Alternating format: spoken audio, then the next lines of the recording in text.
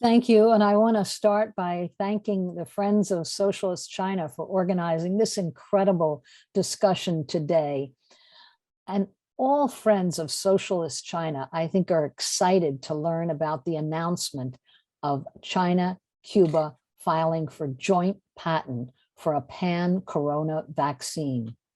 This new vaccine, a collaboration between the biotech sectors of the two countries, is a first patent for a single vaccine effective against the many variants of COVID-19.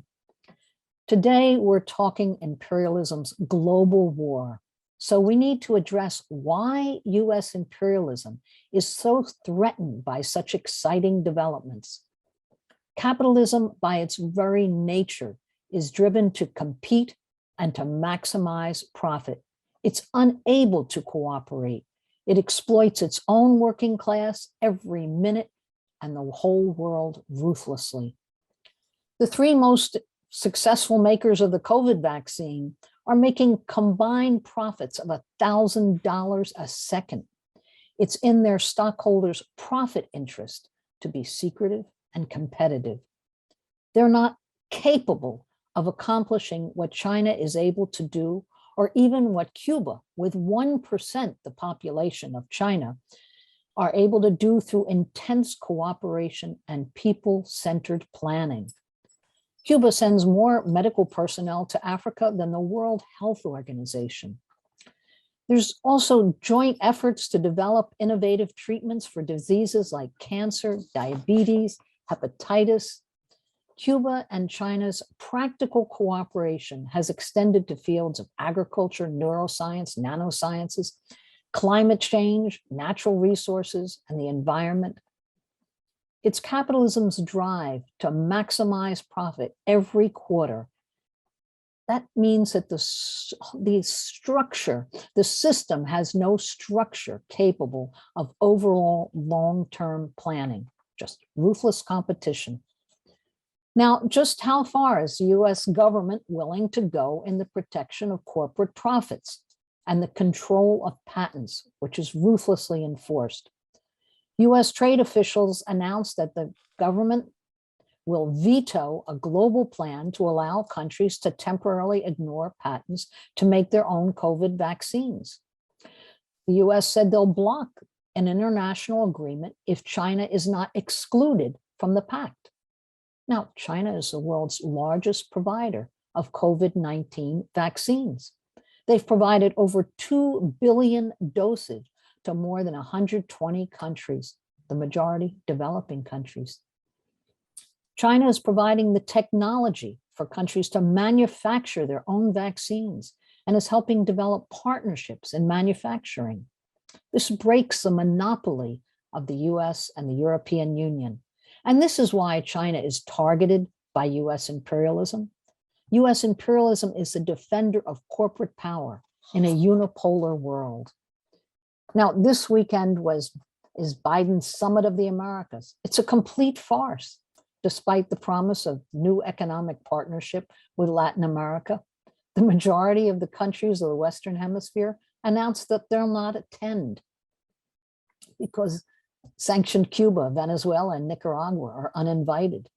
There's a People's Summit in Los Angeles, a Worker Summit in Tijuana that feature the countries who are excluded by Biden's threadbare summit. It's an amazing development in Washington's own backyard, as they call it, to reject a US invitation. Why? China has become one of the most important commercial partners for many Latin American countries. This growing cooperation cannot be reversed by a photo op summit. The US share of global manufacturing activity has declined drastically. What can US corporations offer except threats, coups, and weapon sales? According to UN trade data, China has already overtaken the US and most of Latin American countries, throughout Asia and Africa. Now, let's look at the heaviest sanctions ever imposed. US government strategists are using the sanctions on Russia and on China as a wrecking ball in a global economy. It's a desperate struggle to preserve their global hegemony in a unipolar world. It's a policy of consciously demolishing supply chains of essential products. It's a reckless war on defenseless civilian populations. It sends shockwaves far beyond the countries that are directly targeted. All this is well understood. But for the first time, this intentional disruption is rebounding against the countries imposing the sanctions. It's a boomerang effect. This crime against humanity has come back and hit the European Union and British and US imperialism with a vengeance. There's unprecedented inflation, highest in 40 years, supply chain chaos, higher costs for energy, and an erosion of dollar supremacy, the bedrock of economic hegemony. It's economic interests that drive nation states to war. And there's a futile attempt to break US imperialism's slipping economic position.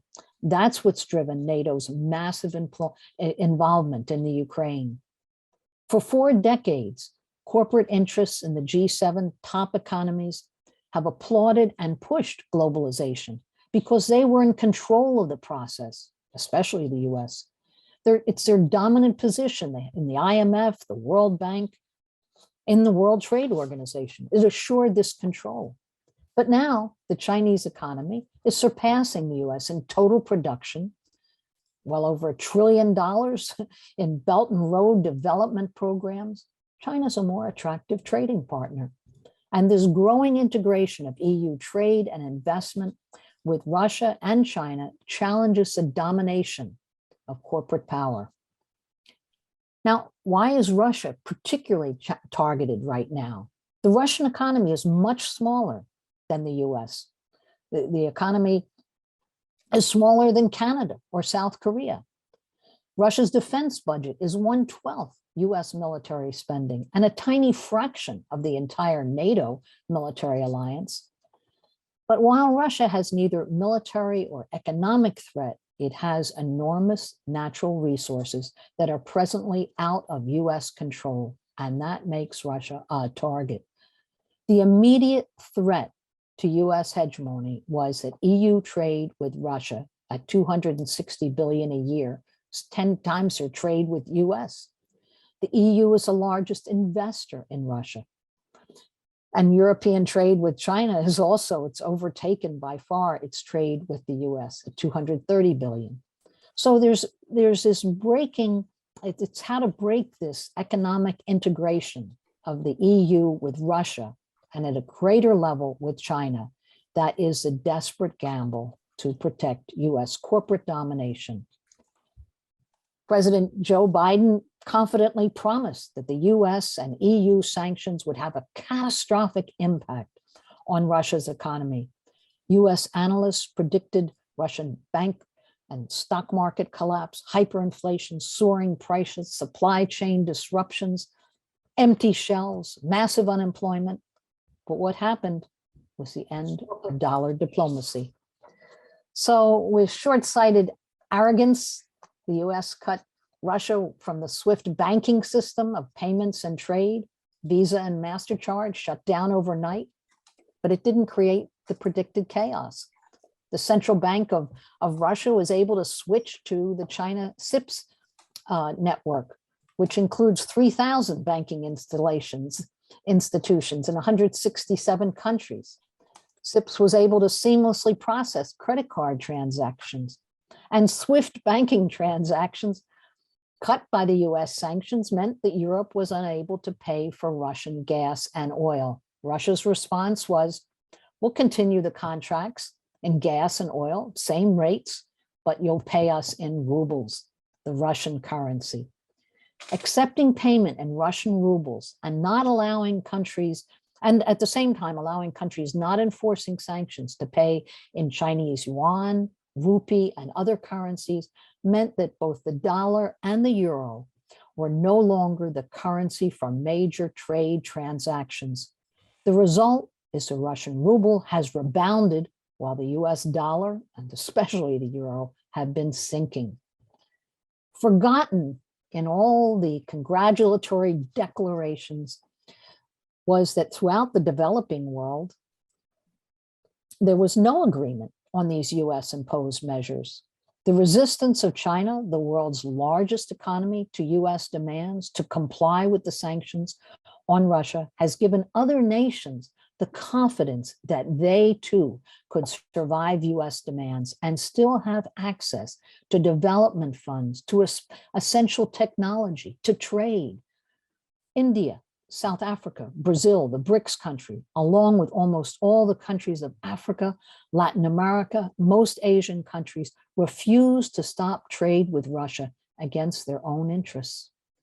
The open defiance of so many countries and major trading blocs is a stunning confirmation of the weakening hold of US economic power.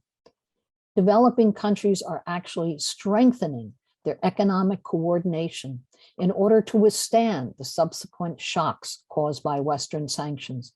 It's no longer secretive trade. This is now open exchanges.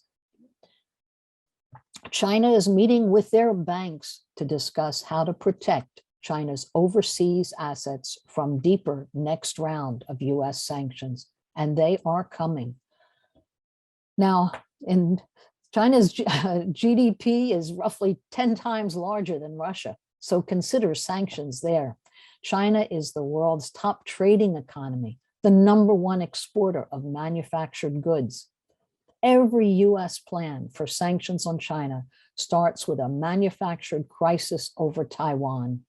In violation of 40 years of past agreements with China on Taiwan, Washington is rapidly increasing all of its military aid to Taiwan. That $40 billion package to Ukraine is just the first step in widely expanding military threats. It's a super profit fix to sinking US economy. All the US strategists admit that sanctions and military confrontation with China will be massively disruptive on a world scale. But that prediction does nothing to slow US preparation. So we need to prepare for greater conflict and to applaud, support, and build for deeper cooperation among all the resisting forces. I thank you for today's webinar because it's part of that cooperation, that spirit of resistance in the face of what will be greater conflict.